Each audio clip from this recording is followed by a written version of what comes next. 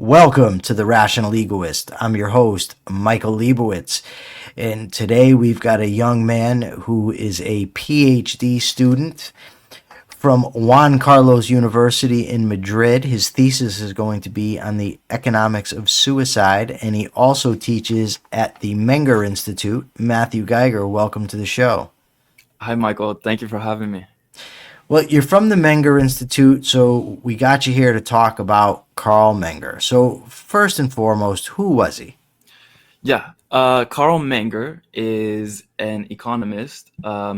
Originally, he's considered as the founder of the Austrian school of economic thought. So there's, many forms of economic thought throughout history. But Carl Menger, in his publication of Principles of Economics in 1871, alongside William Stanley Jevons and Leon Walras, in a way, they simultaneously came to the subjective theory of value, or the idea that value is derived on the margin of a good, not the homogeneous stock. And so, with this, he had some students, Johann von Bauwerk and Friedrich von Weiser, and then some other generations followed from Menger, Ludwig von Mises and Murray Rothbard, and a lot of the prominent modern economists. But Carl Menger really theorized the subjective theory of value, and then with that, the origins of money, and put economics into a causal realist approach of understanding, that it's not mathematic equations and an equilibrium doesn't exist, but that economics all comes from cause and effect. And that's kind of how I think economics is and should be understood. Uh, Basically. How did you pronounce von Bauwerk's first name? I always just call him Eugen. Eugene. How did you pronounce it? I think in German it's like Eugen von Bauwerk. Yeah. Okay, so you mentioned the marginal utility theory, or diminishing marginal utility, subjective value that's determined at the margins. But before we get to that, what did it replace as the dominant theory of value? So that was considered the marginal revolution with the marginalist, and it really replaced what the classical economists thought for value, which was, with Adam Smith, David Ricardo, even Karl Marx, this labor theory of value, or this labor cost of production theory of value. Essentially that, if you put 100 hours into creating a product, then that would be roughly equivalent to another product that also took like 100 hours to produce. And it should theoretically be more valuable than something that had like 50 hours in its production. So the whole theory of value up until the marginalist revolution was not fully understood, I would say, and I think that's where Menger and the marginal utility perspective, and like the law of diminishing marginal utility, really allowed economics in value to be kind of more conceptualized and understood better. Well, they solved the diamond water paradox, right? That people didn't understand. Why is it that diamonds, which are useless, are so valuable, but water, which is a necessity to life, has very little value in terms of price, on the market. So, what exactly is marginal utility? Can you give a real life example that helps people to understand what you're talking about? Yeah, definitely. So marginal utility and the law of diminishing marginal utility is essentially the idea that, say I have like 4 units of a good, let's say water, then I apply these units to my most highly desired ends. So let's say my first unit of water I use for drinking, my second unit of water I use for bathing, my third unit of water I use for washing my car, and then my fourth unit for watering my plants. If I lose a unit, let's say one of them gets stolen or lost, or I knock it over, and hypothetically that was my third unit, I had a cup with like a number 3 on it. It's not that I'm gonna forego drinking or bathing or washing my car. I'm gonna forego my least highly desired end, which in this case would be watering my plants. So essentially, the more units of something that we accumulate, the less valuable they become. But this is really interesting because people would like to apply this to money, but there's this idea of interpersonal marginal utility comparison that a lot of the mainstream economists run into, which is the idea that, well, if each additional dollar becomes less valuable, then taking the billionth dollar from a billionaire and giving it to a homeless person, obviously the homeless person like will value that dollar way more than the billionaire. But that's an issue where like maybe it took that billionth dollar for the billionaire to be an entrepreneur and produce, let's say, a cure for cancer.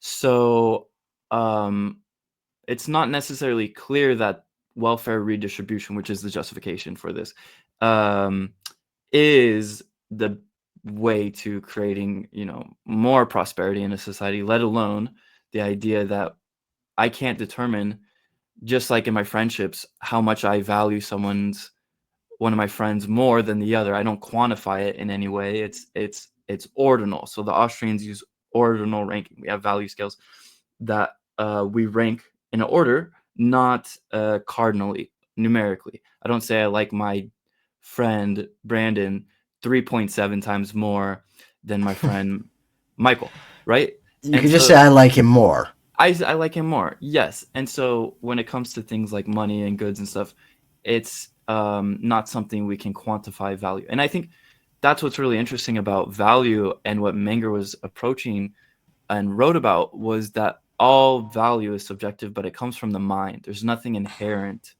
in a good that makes it valuable other than the value that we prescribe to it. Because in absence of my existence, if I have this pen, this is just a pen, and I'm not here to value it. So because it's a pen and I can use it, I value it. So I think it's a combination of ourselves, our lives, and our minds in the world that creates social cooperation and civilization. So, marginal utility or diminishing marginal utility, in essence, says that the value of a product is determined by the last use to which it's put. So, if I have water, now you use the example of the plant, but if I have water and I've got enough water to drink, I've got enough water to bathe myself, to clean my dishes, clean my car, that sort of thing, and now I've fed my plants already, or let's say I had my dogs, they've got plenty of water, and now I want to use it for, say, a squirt gun fight, right? So that's what I don't have. So I'm going out to purchase water for the squirt gun because I'm already satisfied all the other needs. The amount that I'm willing to pay for said water is determined by the value I place on the squirt gun. I'm using the squirt gun. It's the last use to which I put a given entity or a given product, right? Yes, yeah. And So yeah. go ahead. I'm sorry. And Go ahead. and that's how we discover our prices by on the margin of what we're willing to pay for that additional unit of a good. And so obviously, as we have less of something, we will desire more, so we'll be willing to pay more. But once we have so many pieces of pizza, the next additional piece of pizza is going to be less valuable to us, so we won't want to pay as much. So that's why the price goes down as the quantity increases. Now, as you hinted at, it's been argued that marginal utility doesn't apply to money because I always want more, right? So to say that my next dollar that I get is less valuable than the previous dollar would be wrong, and thus that means it doesn't apply to money. But before we can really explain that, what is Menger's theory on the origins of money? Menger's theory on the origins of money is that it is derived from markets, and it's I don't think he said this, but it's of human design, but not okay, never mind. I forget what that quote was, but it's very elegant. And the point being that, people started with bartering, and we Is the ran. quote? Hold on one second. Is the quote you're looking for something to the effect of complex structures that are a result of human action, but not a result of human design? Yes, I don't yes, know the exact quote. Menger actually had a book. I forget the name of it now. Social something or other, but it actually was all about that very point that you're talking about. yeah. Thank you. Yeah, so in primitive economies, we had barter exchange, but the issue obviously was if I had a cow and I wanted to trade for some, let's say, wheat, um, then it's very hard to divide a cow. And so you needed people who, what was called the double coincidence of wants, who also wanted what you had to give up.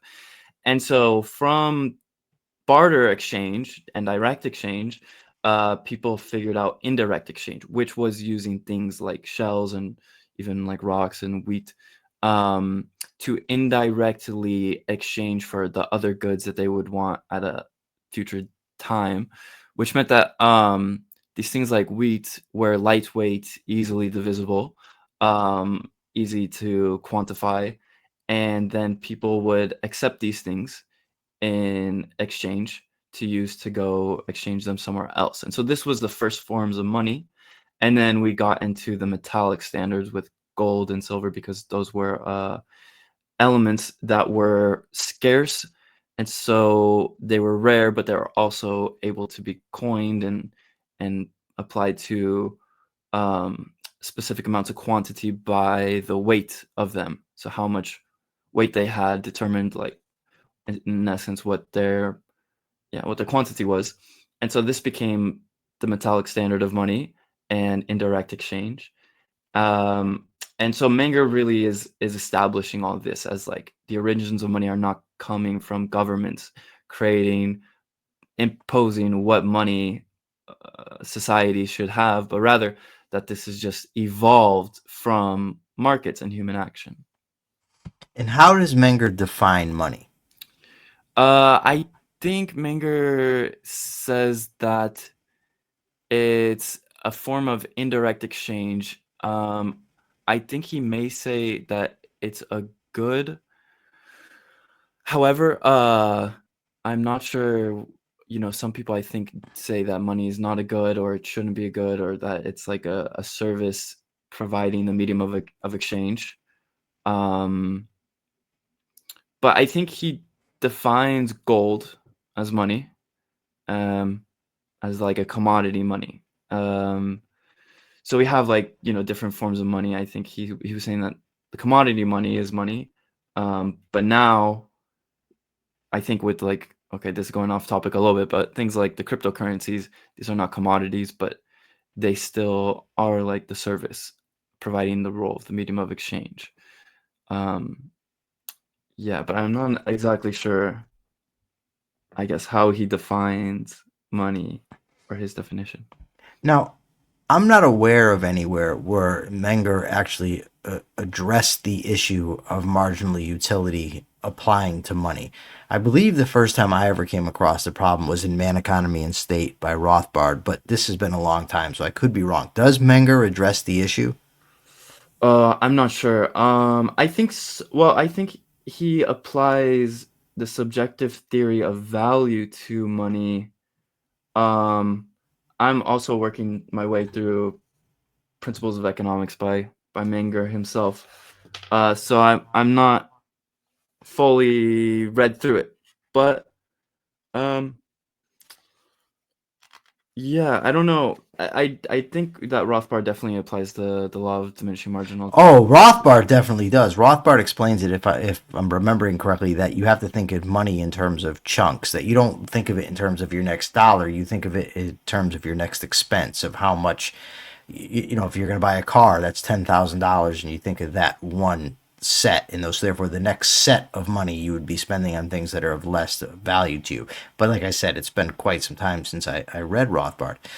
Now, you mentioned earlier how Menger overturns the labor theory of value. Menger, along with Walras and Jevons, of course, independently of each other, but it's also the cost of production theory of value. Now, even today, we'll hear people say things like, if the cost of the means of production go up, it's going to cause a rise in prices. Menger actually, and it absolutely brilliantly, it blew my mind when I read it. I was 25 years old, I think. But he has his order of goods.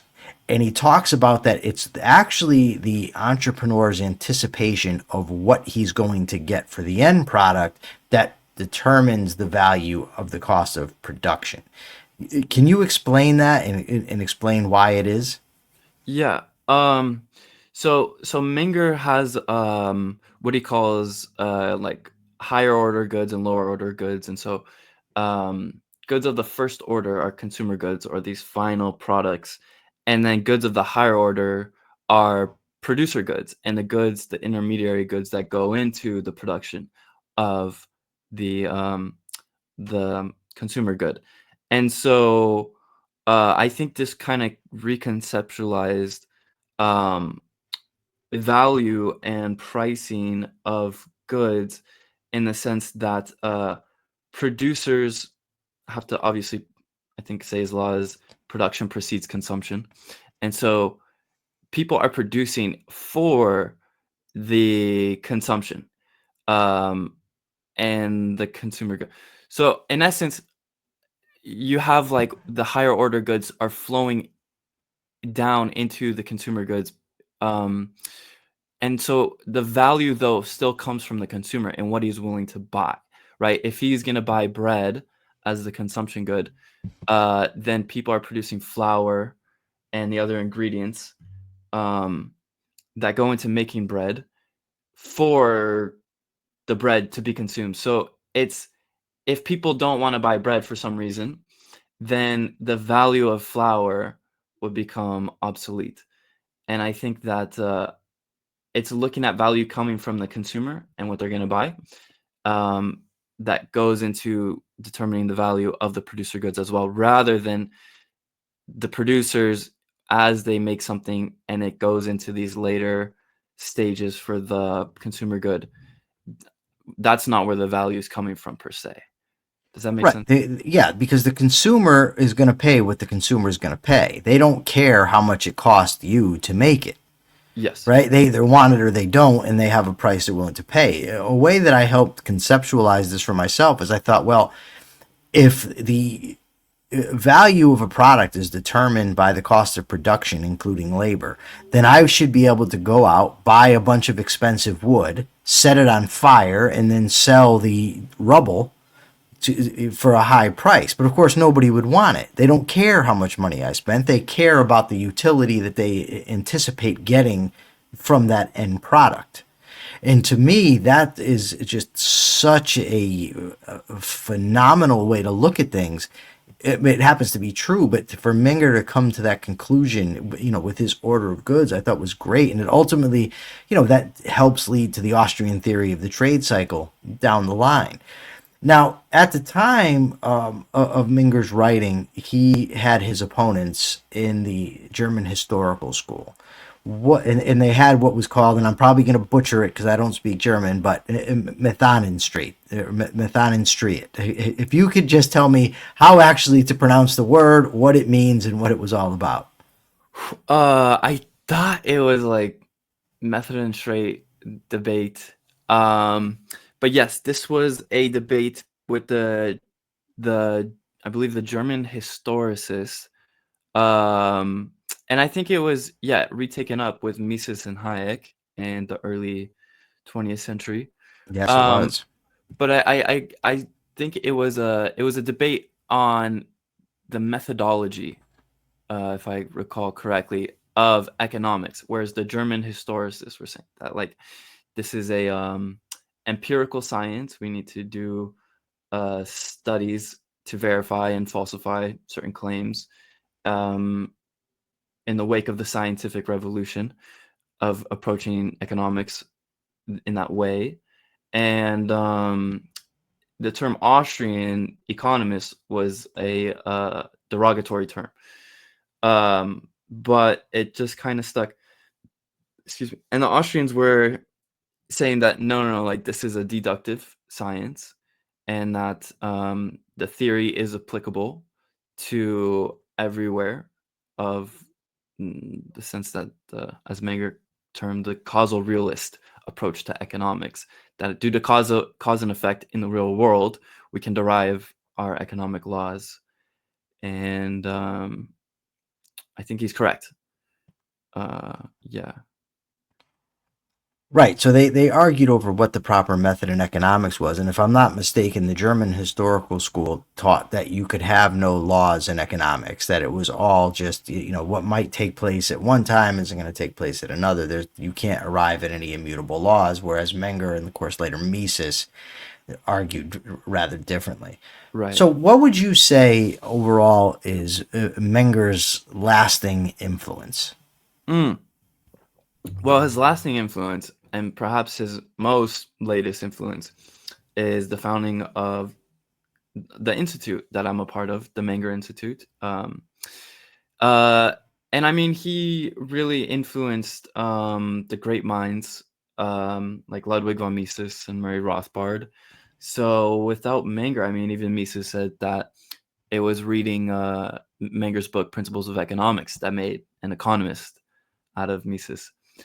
And so I think our institute just wants to appreciate Menger, formally.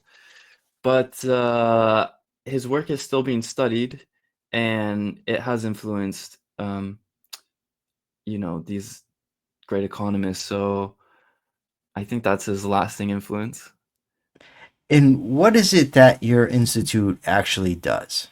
Yes, so we offer what's called the Menger Academy, which is a 10 pillar course, and we're doing it once a month in Los Angeles, 1 weekend a month.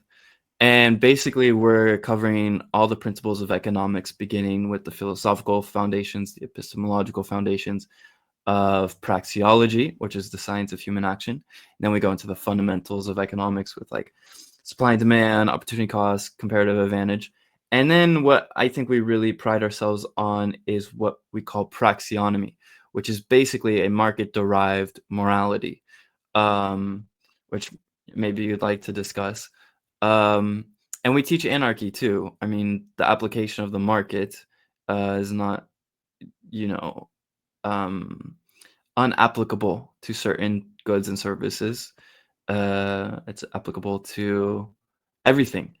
And so I think that is what we offer. And I think we have a phenomenal institute, and any students out there of all ages who are interested, we encourage people to apply.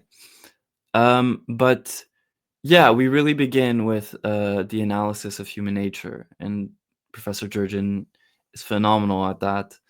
And yeah, I'm implementing it in my own dissertation writing as well, and so I'm really excited. We have our next pillar too coming up next weekend. So yeah, we'll be teaching. Now, Menger himself was not an anarchist. No, he wasn't. I mean, neither was Mises. But they had the foundations for it. I think it just has taken more time and more minds to fully, continuously develop more on these ideas. Yeah, so Menger is not an anarchist, no. And this praxonomy that you mentioned, that is not, Menger didn't write about that either. Right. So someone else or some group of people have actually developed his thinking and taken it to what they believe are the logical conclusions of it. Would that be accurate?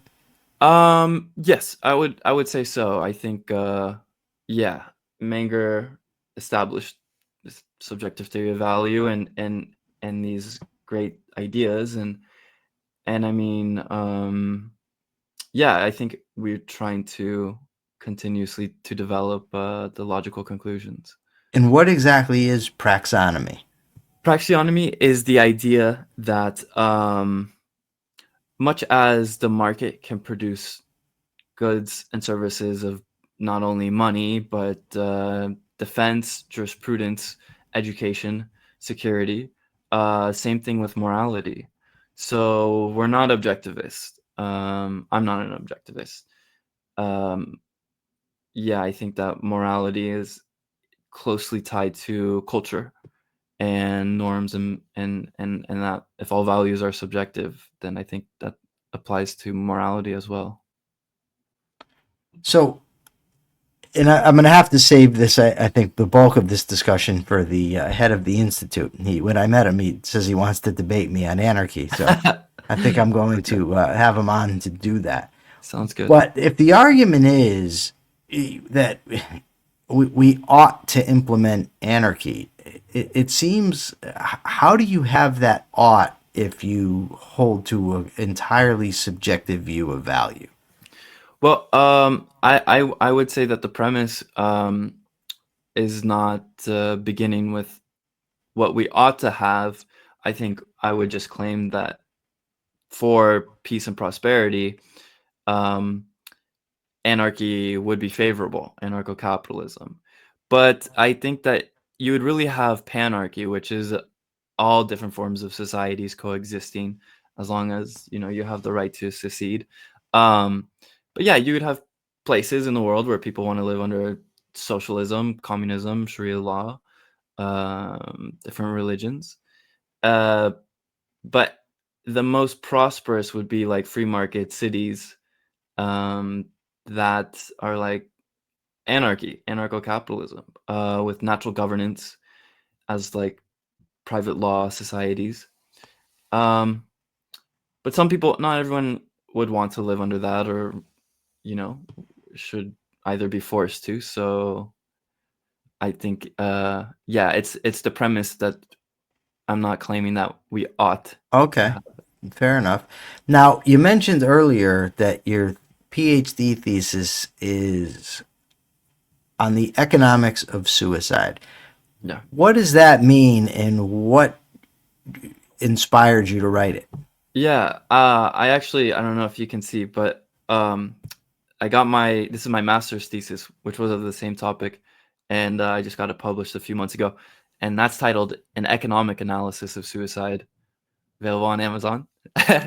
But yeah, when I was in Madrid, we had to write our master's thesis, and I don't know, I just think the music and culture that I like was just it was very interesting because I would see this. I mean, I graduated from Occidental 2020, so obviously the lockdowns definitely made suicides more apparent.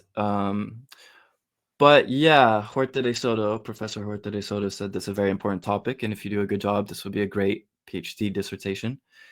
And what it is a political critique, uh, essentially that the existence of the state and its institutions produce more suicidality than what otherwise would occur in a free society. So the institutions that intervene in society from the state are its production of money and creating the business cycle phenomena of booms and busts. A lot of people commit suicide during these recessionary times. Militarism, 1 in 4 veterans commit suicide. Public education, this is one of the only places children ever experience violence in their life. Why do all children have to go to the same place at the same time, studying at the same rate? And then socialized medicine as well. And yeah, the effects of lockdowns is kind of what I write about. But specifically, I think with money, um, a psychologist or psychiatrist could say this person committed suicide due to financial anxiety, but that's it. And that's the opportunity for an economist to describe, well, what happened in the economy to induce this change, and create financial anxieties for people. And that's just through the central bank and Federal Reserve creating new money, devaluing the money, the indirect, the invisible tax on people, lowering their purchasing power, and that steals their savings, their earnings, their wealth, their energy. And I think people are very, very misled on what the Federal Reserve actually does and how it harms society. So I'm trying to take this perspective on not only critiquing the state, but elaborating on economics and the current monetary system that exists today. All right, sounds interesting. Thank you so much. So, Matthew, where can people find you? Yes, you can find me on YouTube, my name, Matthew James Geiger, and Instagram, vacuous_vocation, and the Menger Institute. Please check us out. If you want some warm glow, you can purchase that, which is, if you give us money, you'll feel good. And yeah, please check us out. And yeah, thank you very much, Michael.